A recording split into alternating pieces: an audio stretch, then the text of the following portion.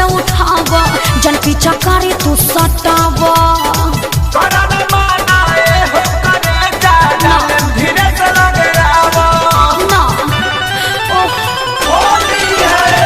होली के मजा तू दूर से उठाव जन पीछा करे तू सटाव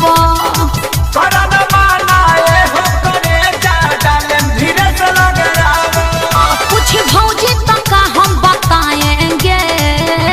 बोलो होली में कहीं चाल जाएंगे हम बता जाएंगे होली में कहीं चाल जाएंगे हम बता जाएंगे दिक्कत समझो होली है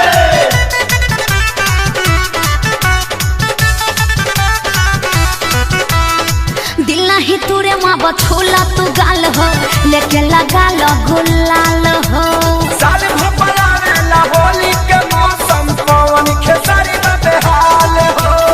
हाँ हाँ पता चलता होली है दिल नहीं तुरे माँ बछोला तू गाल हो लेके लगा लो गुलाल हो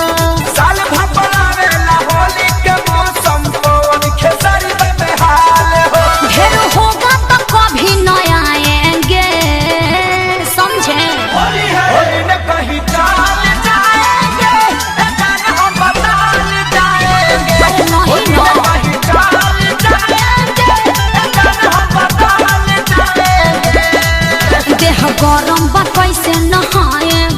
नहीं धूरा माटी में लेटाए कहो जाएगा रंग न लगाएंगे बोलिए होली में कहीं चाल जाएंगे कहाँ? हम बता जाएंगे होली में कहीं चाल जाएंगे